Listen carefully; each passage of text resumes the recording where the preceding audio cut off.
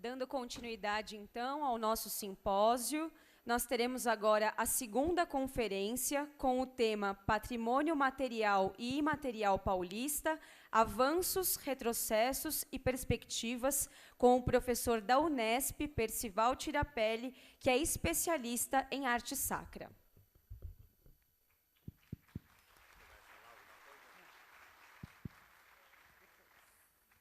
Boa tarde, agradeço o convite, está entre amigos e novos amigos, agradeço ao cardeal Dom Odilo, a Ana Paula, que foi colega minha no Conselho do Condefate, a Elaine Caramela, de longa data, e Jéssica, que fez toda a programação. Vocês viram que o meu tema ele é um pouco extenso. Patrimônio material, imaterial, avanços, retrocessos e perspectivas. Em 45 minutos, mais ou menos, eu vou ter uns 7 minutos para falar sobre cada um desses temas. Bem, eu gostaria de me apresentar, porque tem gente de todo o Brasil que não me conhece, e falar só sobre o que eu vou falar. Há uns 5 anos atrás, eu fui contratado pelo Condefate para fazer uma avaliação, vamos assim dizer, pela quantidade de processos que havia para tombamento de igrejas. Hoje, no Condefate, nós temos 58 igrejas tombadas no estado de São Paulo. Naquele período, tínhamos mais 50 processos, foram selecionados através de um rigoroso exame de leitura 23, e eu, então, parti durante 2 anos e meio vendo essas 23 igrejas. Então, vi bastante coisa. Então, isso só para justificar que a minha fala é técnica. Os meus alunos, os meus companheiros que estão aqui hoje, eu não vou florear nada, talvez que eu até seja um pouquinho cético e muito direto das coisas que eu vi, das coisas que eu tinha que relatar, que eu tinha que ser muito realista. Mas não vou mostrar apenas 23 igrejas, mais umas 70, porque depois fiz e tudo mais, então isso para vocês terem uma ideia da minha visão sobre as igrejas brasileiras, que eu também fiquei 5 anos visitando as igrejas brasileiras. Quando o meu orientador Pfeiffer pediu o que você conhece do patrimônio, eu falei, eu acho que eu conheço umas 200 igrejas. Ele falou, então tá bom. Então vamos lá, né? Então vamos iniciar aqui, e a minha filha fez uma distribuição no meu tema, então vai abrir uma cortininha de vez em quando aqui, que é um efeito visual, tá bom? Pode, acho que abaixar um pouquinho alguma luz, se tiver timer, ou então apagar um pouco, né?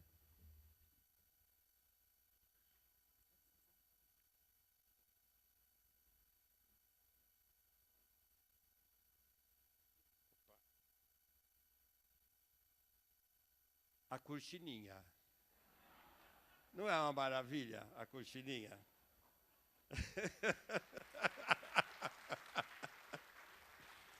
É uma homenagem ao Carlinhos, que está aqui, e uma homenagem ao Júlio, companheiros de luta pelas igrejas de São Paulo.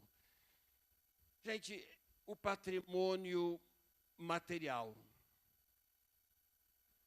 A gente tem que pensar que, nesse período da colônia, esta exuberância toda, ela tem uma divisão. Metade é de Deus e metade é do rei. E responsabilidade de quem tem o dinheiro naquela cidade. e a contratação desses artistas, e praticamente naquele período colonial, eu adoro quando uma irmandade religiosa briga com a outra porque ela vai ter a sua melhor solução artística. Então, a cidade de Itu, que Mário de Andrade, em 1938, assim, 3, 4 meses, 5, depois que criou o IFAM, já vai tombar a Igreja da Candelária. Então, tornando a cidade de Itu praticamente um símbolo dessa preservação. Aí depois a gente vai assim, falar sobre as outras coisas. Mas eu vou começar pelo Vale do Paraíba, que é o local onde eu vivi durante 10 anos como seminarista dos padres redentoristas, mas agora eu pesquiso os jesuítas e eles me perguntam: por que você vai pesquisar jesuítas se ninguém entende e nunca vai chegar a conclusão nenhuma, de tão grande que é, né? Mas eu, como tenho os amigos beneditinos, o Dom Matias está aqui, então a gente sempre conversa e vamos ver. Aqui nós temos um patrimônio imaterial, tá? Então nós temos aqui o quê? A Basílica Velha de Aparecida. Aquela pequena é uma homenagem aos 300 anos do encontro milagroso da imagem, e depois também uma homenagem a todos aqueles que pesquisaram e que chegaram à conclusão que é uma imagem do Frei Agostinho da Piedade, e que todo esse ato milagroso, junto com o artístico, vai, então, tornar Aparecida uma cidade santuário, onde vai receber o Papa e vamos ter, no dia 12 de outubro, os seus sinos tocando em todo o Brasil. Então, eu acho que essa união desse Brasil inteiro em torno, e eu sempre brinco, porque os padres de Aparecida pensam que a maior festa de Nossa Senhora é em Aparecida, mas não é, é em Nazaré, né? Em Belém. Então, é um pouco de... é ser muito paulista, vamos assim dizer, mas você ter essa salutar, não vamos dizer briga, mas aqui está melhor, a outra está melhor, isso faz com que as coisas permaneçam no status quo e que vai adiante de uma tal maneira que a fé, tanto a fé quanto a religiosidade das pessoas e do popular, elas entrem em conjugação. Então, aqui essa primeira homenagem à Aparecida, que está fazendo 300 anos, e falando da arte, esse magnífico retábulo-mor feito em Carrara, sendo o primeiro altar neoclássico do Vale do Paraíba. Areias, 1817, Thomas Ender desenha essa igreja sendo construída todinho em taipa de pilão. E depois, em 1874, ela vai tomar este aspecto. Isso é o quê? É a riqueza do café que está no Vale do Paraíba, e se pode uma sociedade projetar no edifício religioso, sendo que a fachada é a última coisa que se faz, e mais ainda, o mais rápido ainda, vai ser as torres, né? Então você tem uma estrutura de taipa de pilão, você tem uma fachada neoclássica, e aí você volta para essas torres barrocas. Então, eu sempre falo que essa projeção que a sociedade tem no edifício religioso tem que ser estudado. E um dia que vocês pensarem que a igreja de vocês tem que ser tombada, um valor desse agregado à sociedade, né? Não apenas à fé, mas também aquilo, o anseio da sociedade é muito importante. Aqui nós temos a Capela do Santíssimo, na Igreja de Bom Jesus do Livramento, em Bananal. Aqui a gente tem uma capela praticamente gótica dentro de uma igreja colonial, com os altares todos neoclássicos, e que, por volta de uns 5 anos atrás, resolveu-se fazer uma grande restauração que virou uma reforma, que virou uma coisa muitíssimo complicada. Os incompetentes que entram dentro das igrejas e acham que pode fazer qualquer barrado e vai comprando uma lata de tinta óleo e vai passando a lata de tinta óleo, depois mistura um pouco de branco e um pouco de preto, fica um verdadeiro horror. Foi o que aconteceu na cidade de Bananal. Teve que parar, né? Vamos agora para uma outra riqueza, a riqueza do café das terras planas. Gente, sempre uma igreja vai estar ligado à riqueza, né? Porque senão a riqueza você não vai ter como você fazer a sua arte. No mínimo, você vai ter que saber fazer um bom pedido para o rei, para que ele te dê o ouro para colocar nos seus altares. Aqui a gente tem de Batatais. Aqui nós já temos 1928, a gente tem que pensar nas igrejas que estão nas pontas das ferrovias. Então, um pouquinho mais para lá de Ribeirão Preto. Isso é um desejo, não só de uma nova paisagem italiana dos imigrantes dentro do estado de São Paulo, como um desejo de ser uma catedral, o que não ocorreu. Né? Foi-se feito essa magnífica igreja, tendo como referencial a Catedral de Brescia, e se fez um magnífico palácio episcopal, e, de repente, Dom Duarte Leopoldo, ao invés de elevar Batatais a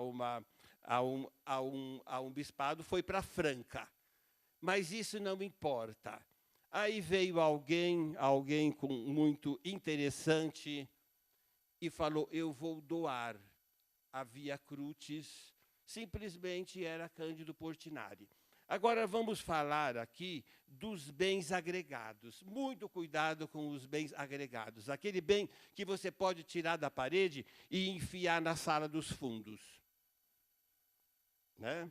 Então, esse bem agregado, ele tem um valor, e alguém comprou, alguém doou aquilo.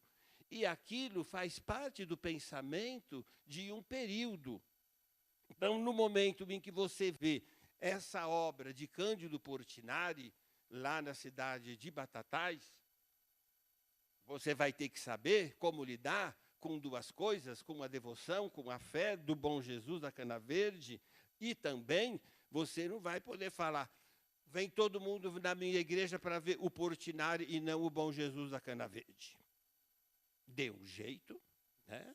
Vamos ter os historiadores se aliem àquilo que a sociedade está tendo como anseio.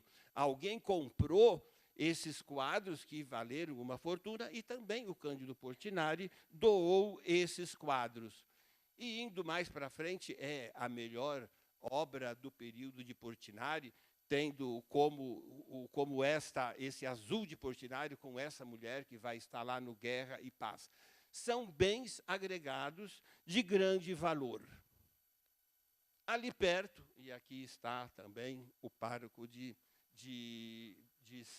da igreja da Catedral Metropolitana de São Sebastião de Ribeirão Preto, que foi um dos primeiros concursos que se fez no estado de São Paulo, região riquíssima, dinheiro do café, do algodão e tudo mais, e se vai construir uma grandiosa catedral. Junto com a catedral, ali também vai estar um palácio episcopal. Bens agregados: Benedito Calixto, igreja tombada pelo Condefate, que tem também os seus problemas, que a prefeitura abriu uma uma rua na porta da igreja e a noiva não consegue sair de dentro do carro. Isso para falar. Fora dizer a quantidade de caminhões que vai passar aí na frente e vai desestabilizar a própria torre.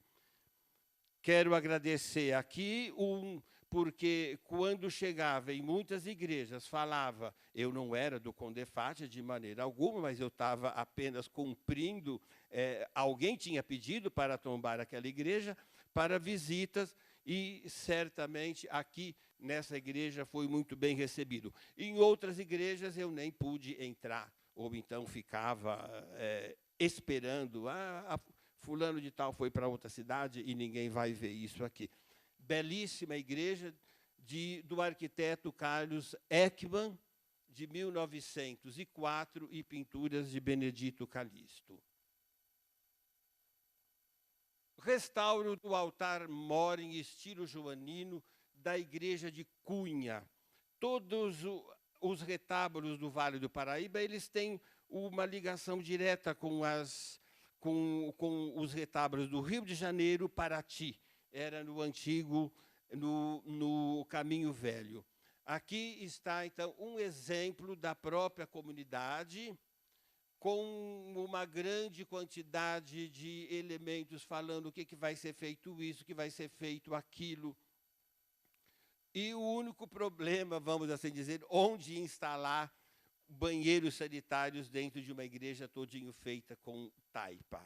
É um problema que tem que ser resolvido, tem que chamar um arquiteto, não adianta querer colocar uma piazinha com uma torneira e aquela água derreter a igreja e, como se diz, a igreja ajoelhar. Uma igreja, ela não cai, ela ajoelha, né? E aí, então, isso é um termo técnico. Gente, aqui está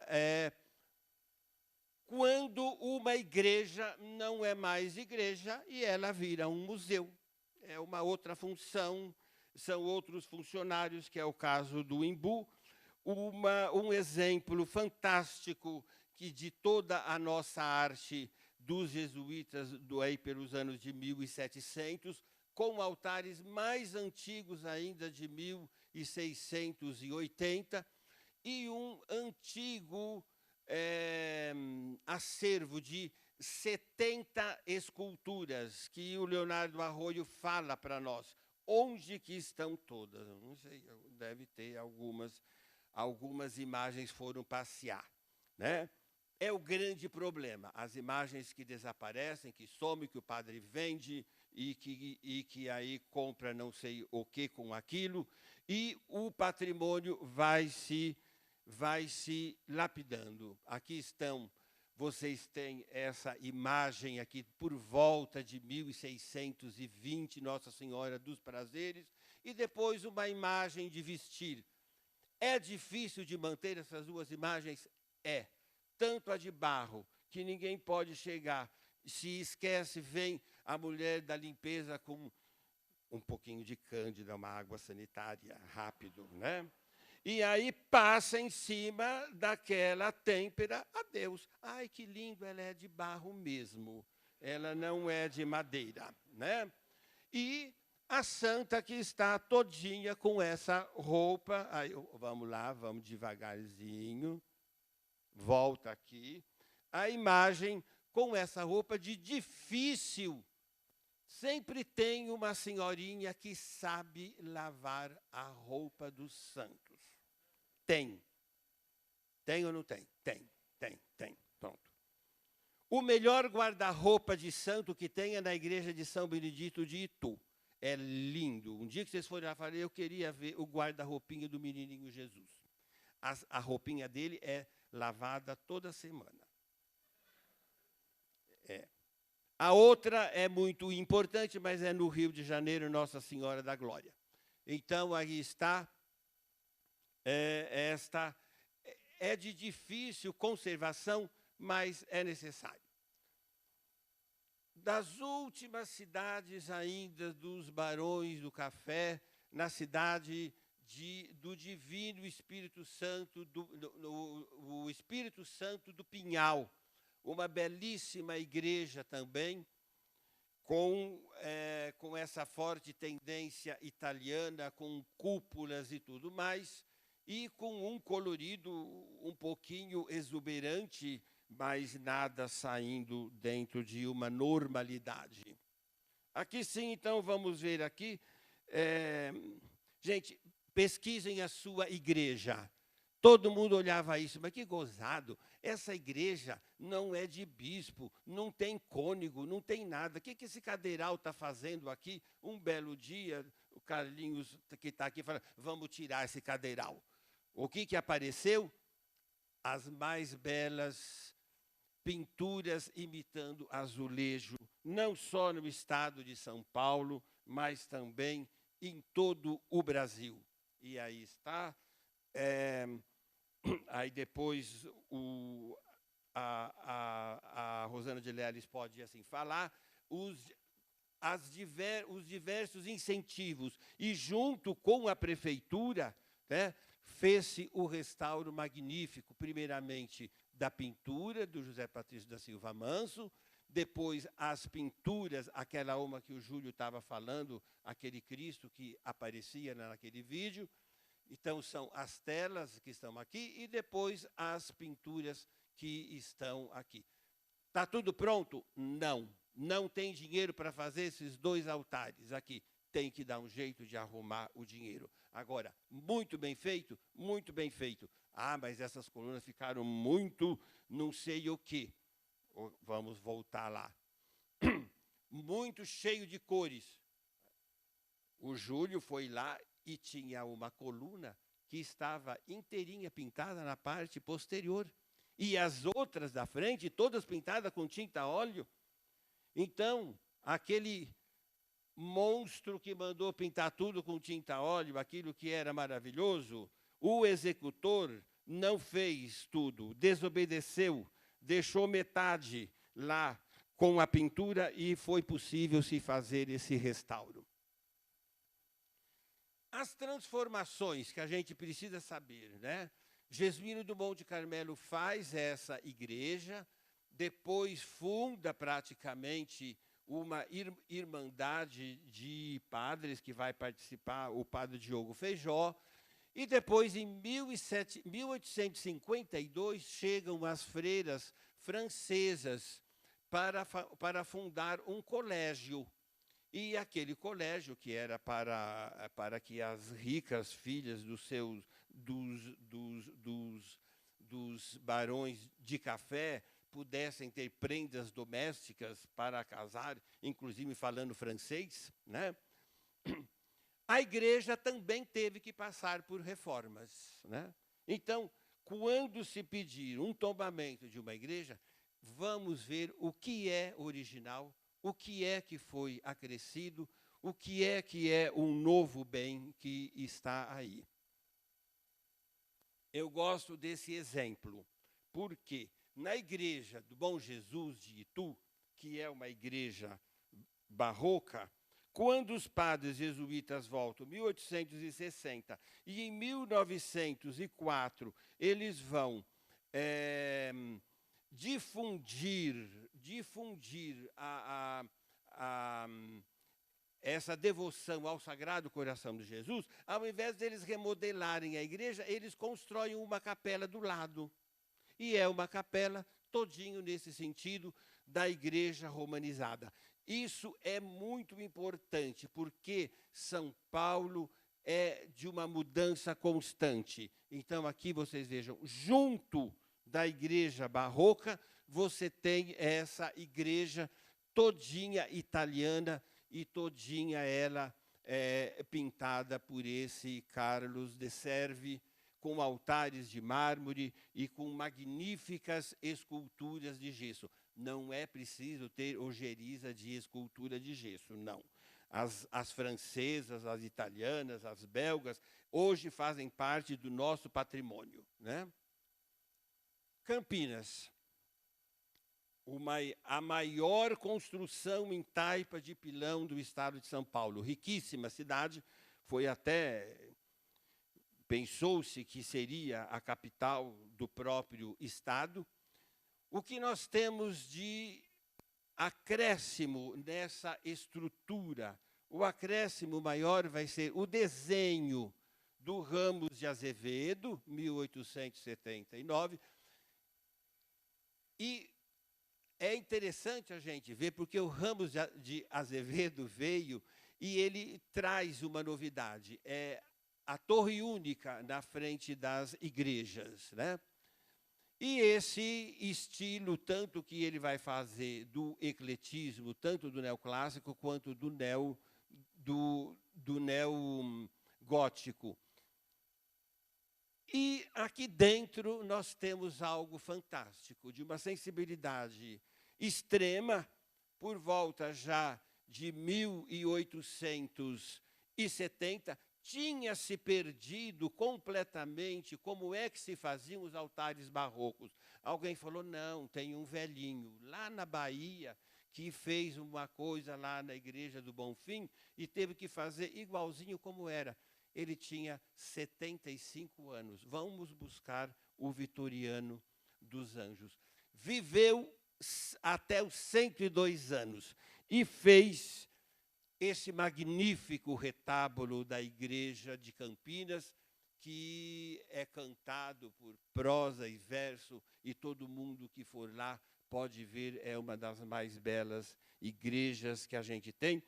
Não é barroca, eu chamo de rebarroco, né? Um rebarroco, fora completamente de tempo, mas dentro de uma sensibilidade daquilo que estava se querendo. Vamos para coisas antigas, lá em Mogi, Mogi das Cruzes, as terras aonde que as terras de lá de Santos subiam, né, até Mogi, e os carmelitas se instalaram ali. E esta igreja, no século XIX, tinha uma torre aqui, uma outra torre aqui, não é isso, Carlinhos? Aqui, os padres resolveram, vamos destruir as duas igrejas. O Lúcio Costa ficou louquíssimo, ficou possesso, fez um artigo, xingou todo mundo, não sei o quê, e através de uma ação violenta do Lúcio Costa, se salvou praticamente esse magnífico conjunto, onde você tem simplesmente essa pintura. Essa pintura do Manuel do Sacramento, 1808, todo mundo pensava que era um artista de Minas, e ficamos sabendo que é um artista paulista, e que tem pesquisadores, a Daniela dos Santos, que ficou 6 anos pesquisando esses artistas paulistas, porque se pensavam que as igrejas paulistas tinham sido pintadas pelos mineiros. Aí está a Ordem Terceira do Carmo, que foi todinho restaurado, que o Júlio fez, e a Igreja da Ordem Primeira, que ainda está precisando de restauro, e depois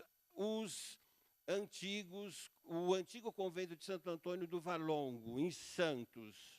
E esse daqui, sim, vocês vejam, temos uma Ordem Terceira, um altar todo recomposto, e aqui nós temos também um outro rebarroco, que é o quê? Isso daqui, essa obra não é barroca, mas é uma obra de um artista que Del Fávero, que por volta de 1900 vai fazer para o clero paulista, vai voltar às formas barrocas de uma maneira italianizada. E aqui está os carmelitas, com esse altar magnífico também, em estilo joanino, e talvez que a maior displicência do Brasil seja com a igrejinha maravilhosa lá de São Vicente. Ela era de 1559, foi reformada em 1750, caiu numa decadência total. O Lúcio Costa sempre falou sobre esse baldaquino, que são colunas por volta de 1600. No ano 2000, virou tudo uma gambiarra e pegou fogo. Pegou fogo, eu não trouxe aqui, mas a comunidade falou, nós queremos o santo de novo do jeito que ele era. Aí o Júlio fez, por atrás dele, atrás desse santo, simplesmente, perdão, atrás dessa imagem, simplesmente você vê apenas carvão. Por quê? Porque ficou... perdão, vamos lá ver aqui. Você me atrapalhou. Foi você que me atrapalhou. Vamos voltar aqui, vamos voltar. Pronto, para a gente entrar no ciclo material. Pronto. Atrás, gente, dessas colunas e atrás desse santo é carvão puro. Está ali quem restaurou. A comunidade falou, nós não vamos olhar para o santo todo queimado. Através de fotografia, isso todo foi feito. É a beleza, você não pode fazer isso, né? Junto com uma das esculturas mais antigas do Brasil. Rapidamente, então, vamos agora para o imaterial. Sem as festas religiosas, sejam elas cíclicas, ígneas, ou ciclo natalino, né? Aqui a festa do Divino, São Luís do Paraitinga, com todas as suas festas, com a sua igreja que caiu. Por que caiu? De tantas coisas que se colocou em cima de uma estrutura de taipa, de pilão. Caiu, simplesmente. Muito peso, errou-se, não era para ter feito, né? E a gente não pode se esquecer, então, de toda essas festas que são feitas aqui, por exemplo, na igreja do Rosário de Atibaia. Não tinha dinheiro para refazer. A igreja ficou não sei quantos anos sem nada. Qual foi a solução? Fazer tudo em ferro, todo o telhado. E aqui também, novamente, em São Luís do Paraitinga, com as festas de cavalhada. Aparecida, com essa festa imensa, que reúne todo mundo de Minas Gerais, de Goiás, do Rio de Janeiro, né? Então, as festas de Corpus Christi, perdões, as diversas, todos esses são recursos que os jesuítas já faziam lá no início e que hoje tem que ter uma sequência. A gente sabe muito bem, o padre novo que chegou não deixa ninguém da folia de reis entrar dentro da igreja. Fechou a igreja para eles. Não pode fazer mais, não pode fazer festa. Aí, mas isso daqui a família inteira fazia. Ah, mas agora não vai ter mais, não pode. E aqui um exemplo que eu sempre vou muito lá, um desenho do Ramos de Azevedo, a igreja de São Pedro, na cidade de São Pedro, e que é uma doação dos fundadores da cidade. Então, em um desrespeito absoluto, vejam o que é que a igreja se transformou. Eu falo que são as igrejas que a gente pode comparar a churrascarias. É um horror. É um horror.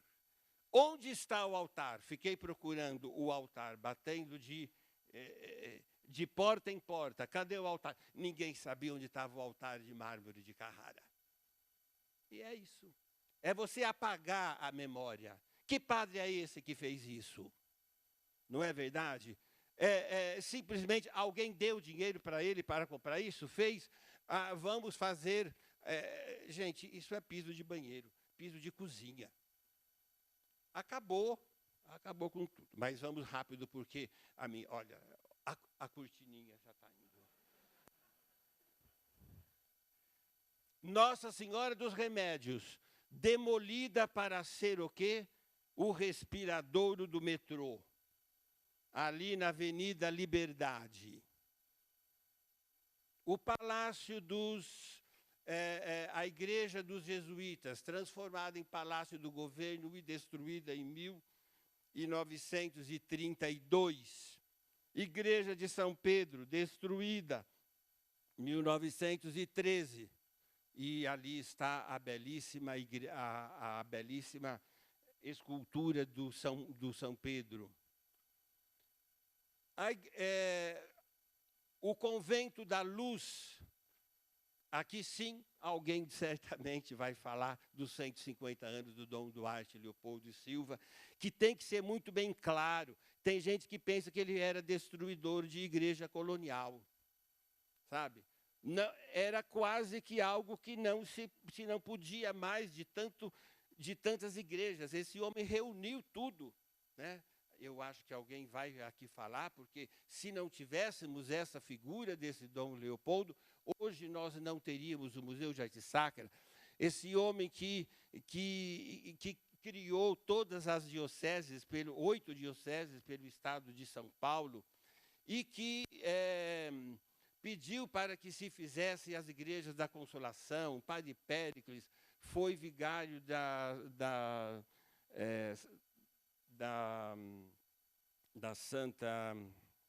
Santa Cecília. Então, um homem de uma visão imensa, né? Fundou o arquivo da Cúria. Se tivéssemos mais um desse, quem sabe a gente estaria um pouco melhor. Esse altar os estudantes puseram fogo lá na igreja de São Francisco. Aí falaram, e agora nós pusemos fogo, nós vamos ter que dar um jeito. Pediram para que um padre viesse da Bavária e foi feito um novo altar, né?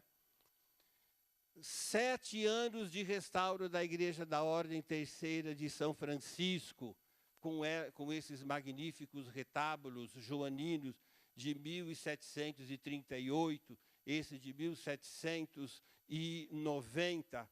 E, finalmente, a pintura invisível, que o Mário de Andrade, lá nos anos 42, tomba, e que, depois de 60 anos, né, é que vai se fazer o restauro e vai se ver aquilo que era a pintura invisível, que tinham feito uma pintura toda, uma maçaroca aqui em cima, né?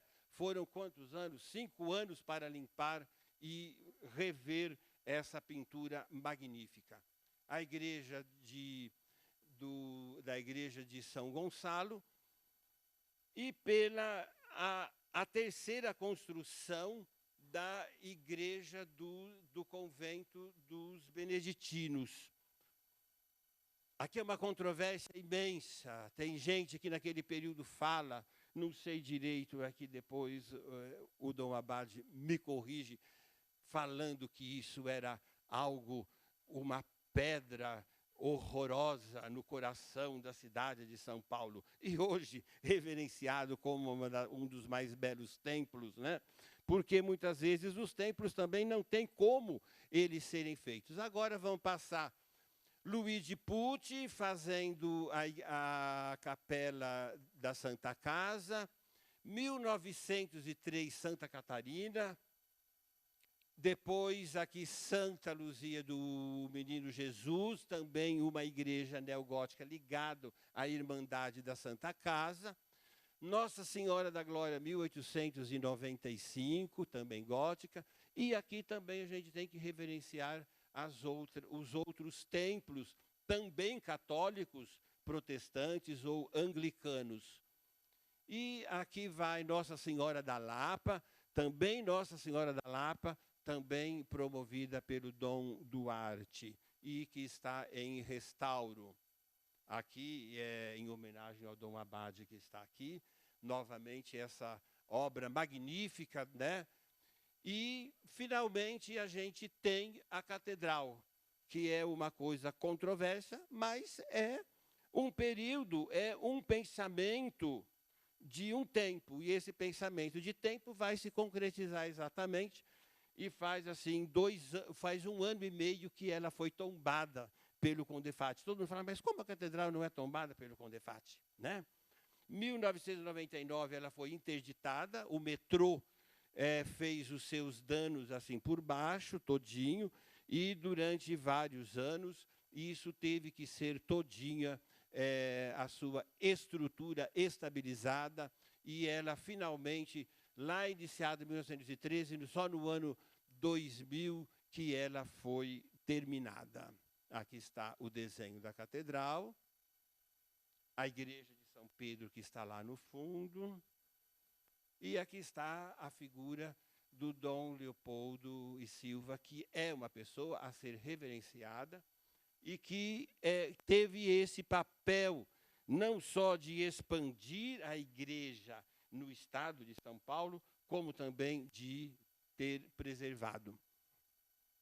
Aqui um verdadeiro delírio italiano, um neobarroco no Brás, está em estado lastimável essa igreja hoje, um monte de construçõezinhas do lado e infiltração por todos os lados, uma comunidade muito pobre e que vejam o tamanho dessa igreja, uma verdadeira basílica romana, com pinturas magníficas e praticamente não se consegue fazer alguma coisa melhor. Sagrado Coração de Jesus, com magníficos altares em mármore de Carrara e conjuntos escultóricos de um artista bávaro, que são esses daqui, esses conjuntos. Nossa Senhora Auxiliadora também, vocês vejam, o papel da igreja no ensino no início do século XX. Não só os padres, mas as irmãs também. Eu não coloquei nada aqui da ordem segunda, me desculpe, estou vendo as irmãs, mas um papel preponderante no ensino das mulheres, né? E com grandes colégios.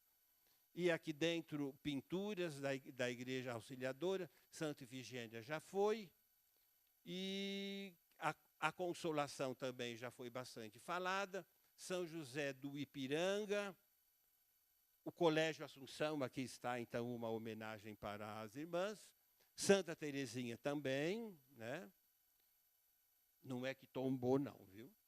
E a Santa Cecília, onde o Dom Leopoldo vai iniciar todo o seu período, e com as magníficas pinturas que tem, e o Imaculado Coração de Maria, com essas pinturas magníficas, a Igreja dos Espanhóis lá na Saúde, Padre Péricles, vejam isso no Paris, o São Cristóvão, que foi todinho restaurado, foi uma das maiores construções que São Paulo já teve, e o sincretismo religioso todinho dentro da igreja Nossa Senhora do Rosário, a Querupita com toda a sua devoção italiana, a Igreja do Espírito Santo, a primeira igreja neogótica de São Paulo, a de Santo Agostinho dos Espanhóis, a Freguesia do Ó, que já foi vista várias vezes, e São José do Belém,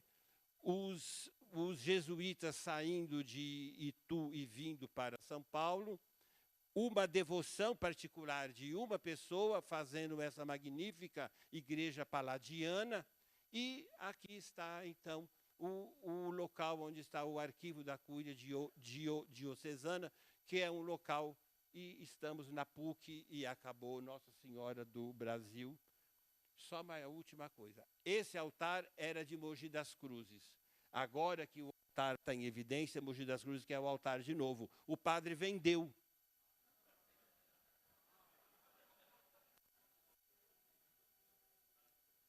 Martiniano de Carvalho. Gente, vocês, tudo que eu falar, vocês têm que ser uns túmulos, não pode sair nada daqui. E aqui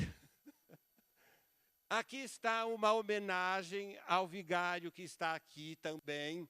Essa maravilhosa igreja de São João Vianney é uma igreja mineira na Lapa, na Rua Clélia, e de uma grande conservação dessa igreja, e a Nossa Senhora da Paz, e finalmente a Nossa Senhora do Perpétuo Socorro, uma arte pintada por um judeu que se converte ao catolicismo, o Samson Flexor. E aí está e finalmente a igreja dos dominicanos, e a Abadia de Santa Maria, no Tucuruvi, de 1974, uma obra contemporânea magnífica, e acho que acabou. Quem quiser ver isso tudo, pode ver aqui no na biblioteca do Instituto de Artes. Clica nesse pequeno Partenon e vão aparecer aqui História da Arte. Tem mais ou menos umas 2.000 fotografias de igrejas, tudo falando direitinho. Acabou. Desculpa.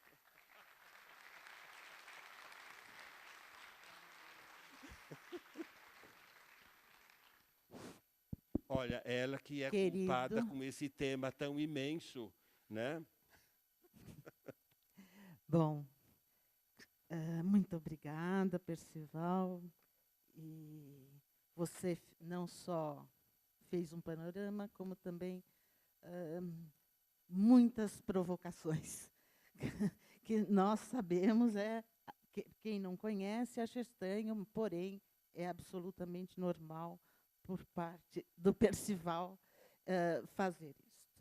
Eu tenho antes de abrir o debate para todos, eu teria 2 perguntinhas que talvez sejam também um pouco de provocação. Ou uma só, para não tirar a fala dos demais. No Brasil, e a nossa formação brasileira, nós não temos como mentalidade a conservação dos nossos bens culturais e do nosso patrimônio, né? Também ouvi de um padre, claro que não precisa dizer o nome, que o grande problema da arte sacra é cupim, goteira e padre. Pode inverter. Não necessariamente nessa ordem. Bom, o Dom Dilo, na sua fala, muito bem colocou a questão do documento, do acordo Brasil-Santa Sé, e isso prevê apenas um momento de tantas ações que se pretende para o futuro e que nós esperamos que aconteça. E esse seminário é para nós também descobrirmos as viabilidades de como preservar, né? Viabilidades culturais, financeiras, etc. Mas eu tenho uma pergunta. Quer dizer, a formação do clero, ela é uma formação que dá em teologia e filosofia primordialmente. Mas será que não é necessário, está na hora, no caso do Brasil, porque não tem memória, uma pequena mudança na formação educacional da faculdade, enfim, dos seus estudos, que inclua história da arte, estudos do patrimônio, administração e elementos jurídicos. Que isto é feito às vezes, por outras pessoas do clero, por livre e espontânea vontade. Mas será que isso não seria importante haver uma mudança para que haja também um processo de conscientização dos próprios padres? Eu sei que é delicada a questão. Olha, a gente tem que ter um pouquinho de uma linha divisória, que são os padres das ordens regulares, que vivem em uma comunidade e que conversam, que têm os seus papos, que têm as suas decisões, que não são individuais. O grande problema dos padres diocesanos é que ficam isolados. muitas vezes, eu não sei quantas vezes que eles fazem reuniões para tratar dos seus assuntos, mas Dom Odilo sabe isso, e tem que ter. Acho que a primeira é a educação, que a igreja onde ele está não é dele, né? É da arquidiocese, é da diocese, é de uma comunidade.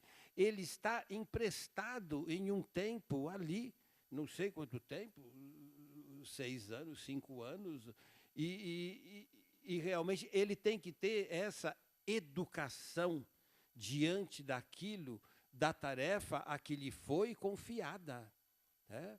E é uma questão da educação dele dentro de uma faculdade de filosofia ou de teologia, não vai se falar da beleza da arte, vai ser um pouco difícil. Então, isso tem que ser reuniões e marcar, olha, essa igreja não é sua, essa igreja é da igreja, com I maiúsculo, não é? Você não pode ir chegando e tirando o santo que está lá e colocando lá no fundo e fechando a porta para a folia de reis. Ninguém mais pode entrar aqui. É uma questão de educação. Eu tenho visto, agora já que você provocou, que às vezes, por exemplo, fomos em uma igreja que o padre tinha construído uma laje de concreto em cima de 4 paredes de taipa de pilão. Aí a gente ficou sabendo que o padre foi embora da igreja, não sei por quê. Né? Então, é necessário isso. Né? O padre que contrata um pintor que bateu lá na porta dele e pinta a igreja de Salesópolis inteirinho de cor-de-rosa. Ou o padre de Lorena que manda pintar a igrejinha do Rosário, uma obra-prima do Ramos de Azevedo, de cor-de-rosa. A igreja de Nossa Senhora. Nossa Senhora pode ser cor-de-rosa, mas não a igreja dela. Então, essa falta de educação, eu acho que está até mais embaixo. Eu acho que está mais embaixo. Vamos, saindo um pouco do Brasil, aquela nefasta ação de uma pintora popular na imagem de Cristo da Igreja Nossa Senhora Misericórdia em Borja, na Espanha, né? Só que isso tem teve uma contrapartida. Se aquele museu de arte gótica recebia 7.000 visitantes por ano, hoje eles recebem mais de 70.000, só para ver o estrago e a maravilha que essa senhora fez. Então, também tem a questão do turismo, entre aspas, que contribui para que a preservação seja vista de uma forma muito equivocada. Eu realmente espero que isso jamais aconteça no Brasil. Não é preciso ninguém ir em Batatais e fazer um restauro horroroso no Portinari para todo mundo ir lá ver. Tem que ir ver esse Portinari que está lá. Uma irresponsabilidade absoluta desse padre que deixou essa mulher mexer naquela imagem e que correu o mundo todo. Isso é uma vergonha. É uma vergonha principalmente para a classe dos restauradores e uma vergonha para o clero, que não entendeu nada, que essa mulher não podia ter posto a mão de jeito nenhum, né? Lá dentro daquele museu, ela não assim podia fazer aquilo. Então,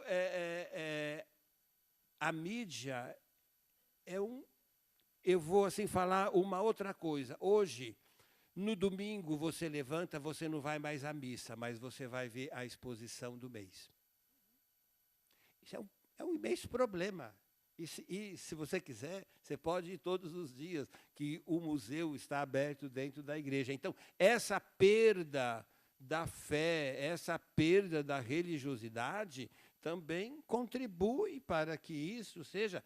E eu acho que o fato mais desanimador de uma igreja é você ouvir um padre que não sabe fazer um sermão.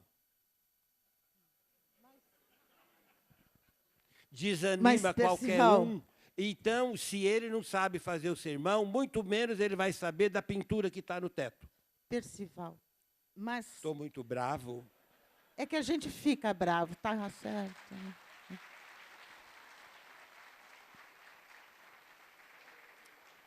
Eu vou colocar... Eu parto da concepção de cultura imaterial, que diz respeito, um pouco diferente de você, mas não... São todas as festas, as ideias, a crença, enfim, essas questões. No caso da arte sacra, e eu acho que o caso da imagem de São Vicente, lá em São Vicente, é bastante exemplar, a não perder a imagem e, portanto, perder a cultura material, o bem cultural, o patrimônio, não é também fazer fissuras na crença, nas festas, em toda a cultura material. Você modifica e perde a memória. Eu não estou com certezas. Há perdas técnicas que não é necessário, como aquela igreja de São Pedro, onde os desenhos de corpos, da procissão de Corpus Christi, era feito com esse tecido TNT, tudo colado. Não tinha mais, mas alguém fez, entende? Ninguém levantou de madrugada para fazer aqueles desenhos. Então, essas transformações, elas são necessárias. Agora, você apagar completamente aquelas imagens, sumir com o altar de Carrara, e que ninguém sabe aonde foi o altar. Jogaram no rio para ninguém ver aonde que está o altar. Aonde que estão aquelas imagens? É necessário. Alguém casou lá, alguém foi batizado, você volta. Essa afetividade faz parte da religiosidade, da religião. É por isso que a própria religião tem todos os seus ritos, os seus atos de lembranças durante a sua vida. E uma igreja é o espelho de uma sociedade, como São Paulo, que teve que destruir um monte de igrejas, de um progresso, de uma vontade de se fazer uma nova cidade no antigo Triângulo Histórico, e, de repente, se viu que, olha, não, a gente pode ir para o outro lado do Vale do Anhangabaú, a gente pode ir para a Avenida Paulista, pode fazer outras coisas. Então, disso que você está falando é o seguinte: qualquer preservação hoje ela é bem-vinda. Aí depois você vai ver com calma o que é que você vai ter para não ter essa fissura imensa. Essa fissura imensa, você já ouviu o caso daqueles que vão para outras religiões e que, com dor no coração, coloca as imagens dentro de um saco plástico e para matar o santo e põe na porta da igreja. Mas ele não tem coragem de quebrar o nariz, porque foi por ali que Deus nos deu a inspiração e o sopro da vida. Mas ele mata a imagem dele enforcando dentro de um saco plástico e põe dentro e põe na porta da igreja e vai para outra religião. Então, esse um está preparado para voltar. Né? Então, a materialidade que você está falando dessa fissura, nós vivemos da imagem, a imagem desde o início, a imagem de Nossa Senhora, a imagem de Cristo e tudo mais, ela é necessária que se conserve. E, artisticamente, não só os especialistas, na pior das hipóteses, manda a sua imagem de barro para o museu. e lá ela vai virar ela vai ser admirada como uma obra de arte. Essa passagem é válida. Nós vamos abrir agora para perguntas. Quem tiver alguma questão, por favor, erga o braço. Nós vamos levar o microfone, um por vez. Só pedimos que você se apresente, diga de onde veio, por favor.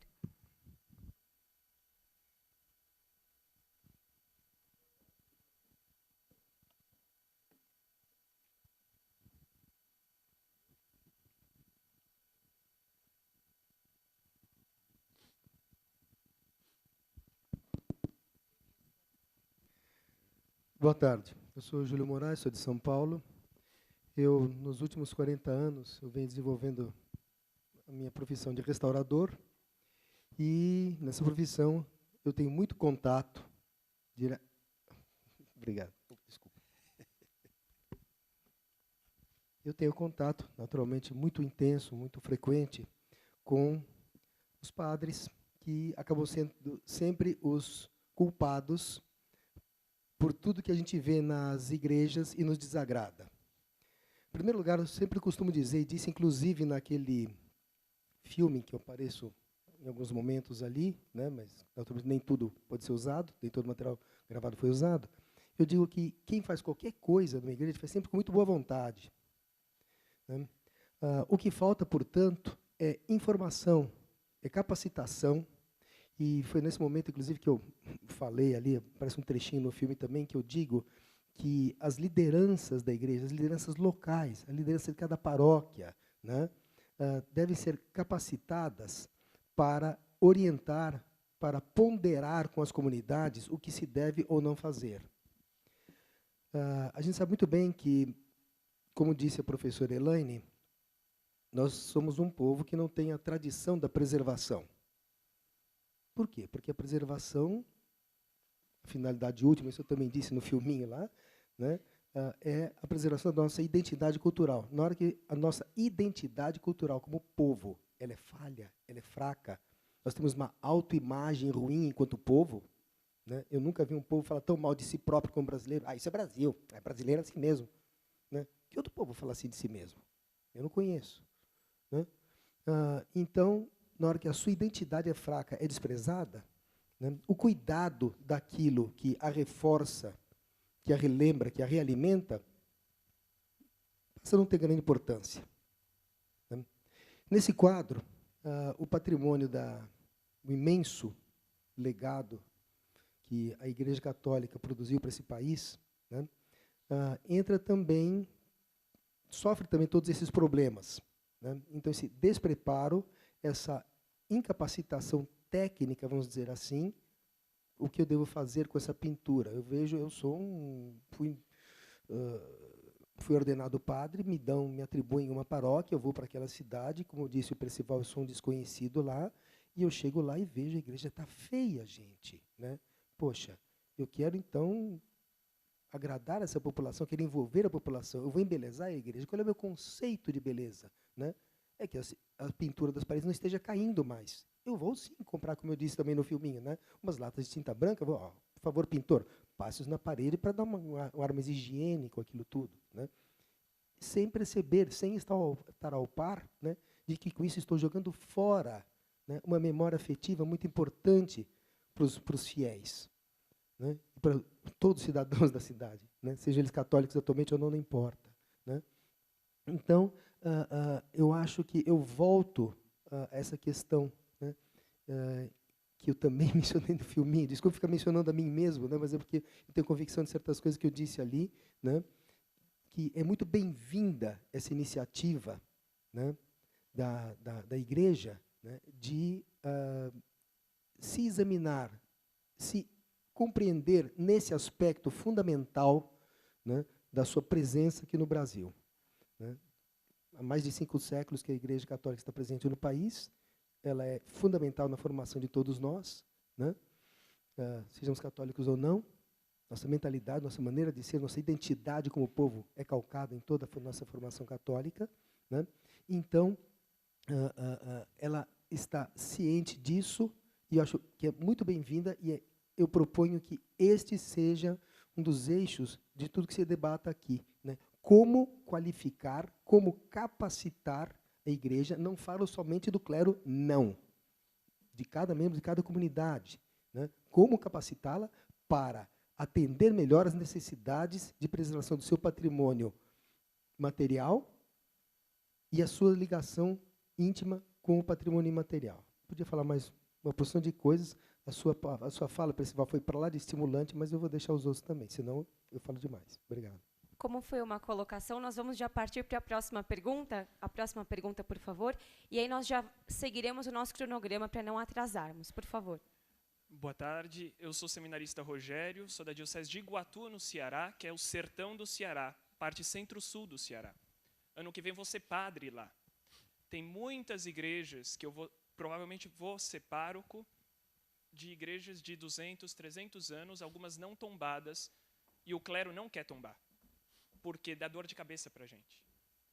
Então, a minha grande pergunta e grande indagação aqui é quando você encontra um conflito entre patrimônio material e imaterial, como a gente resolve a situação? Lá na minha diocese a gente não está encontrando fundos para a gente restaurar a igreja está caindo em cima do povo, o povo quer continuar rezando dentro dessa igreja, e aí o IFAM, se chegar, tomba, e aí a gente fecha a igreja.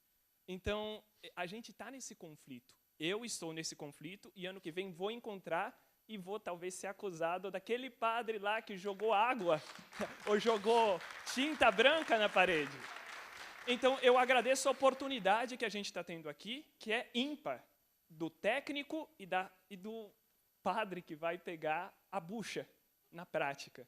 Então, essa é a minha pergunta. Quando tem conflito, como que a gente resolve isso? Obrigado. Eu acho que é complicado. Estive no Ceará por esses dias, pesquisando umas igrejas jesuíticas por lá. Só para chegar nelas já é um grande problema. Você é um herói. Tenho vários alunas lá, e inclusive alunos no IFAM.